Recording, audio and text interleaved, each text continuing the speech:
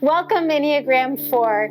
This is Love Me True, a series where we are utilizing Enneagram wisdom to love the people in our life well. This is 9 in 9, Enneagram Wisdom for Life. I'm Jen Stanley. Let's dive in.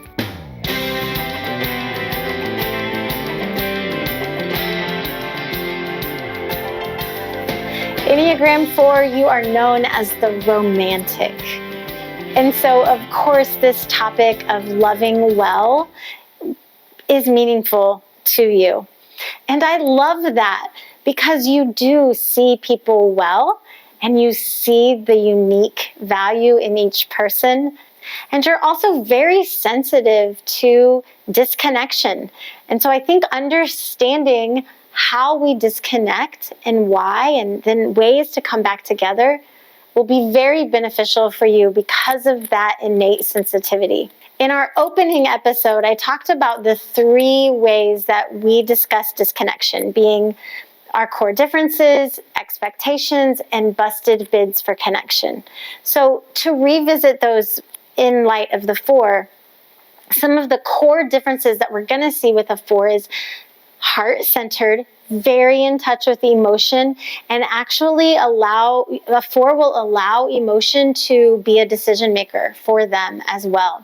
And so if a 4 is paired with maybe a gut triad person or a thinking triad person, the abundance of emotion can be overwhelming for them. Also, we've got that repressed center of doing, and it's hard. Sometimes a 4 will feel and then they'll think about how they're feeling, and getting into action, breaking that cycle of feeling and pondering and thinking can be hard.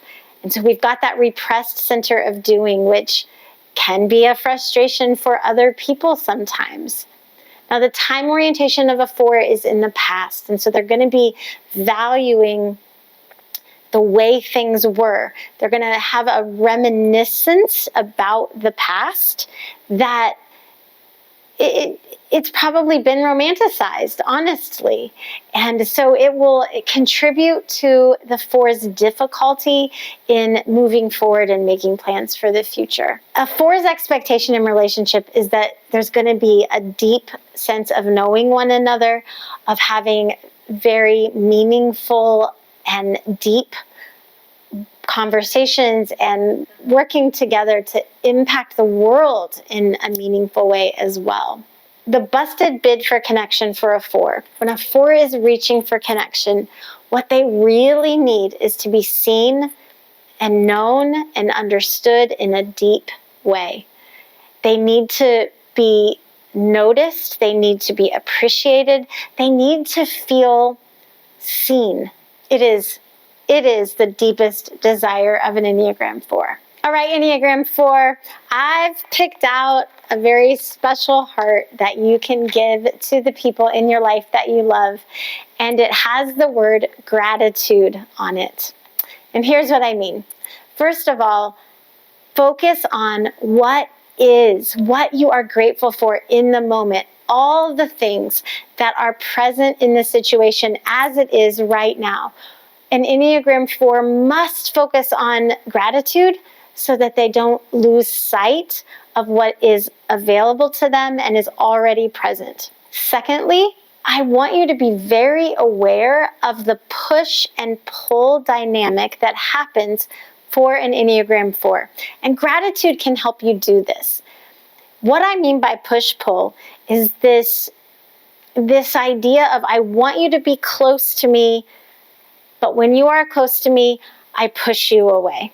When you utilize gratitude, it can make that connection of closeness easier to stay put and not just push it away. So please be aware, your temptation is going to be to say, I want you to be close to me, now I need to push you away. And we don't want to do that in our relationships. So be very careful about that. And finally, I want to give you permission to initiate special occasions.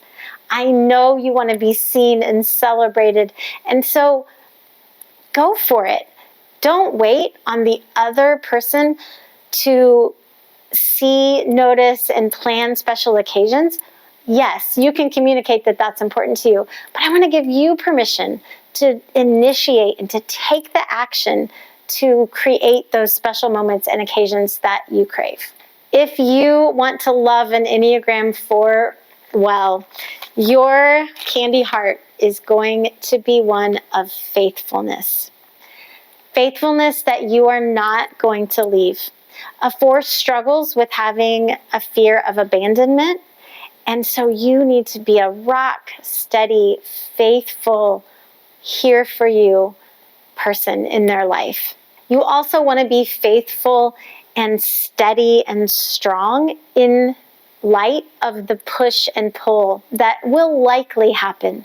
When a 4 pushes you away, stay faithful, stay steady, and invite them to come back into closeness.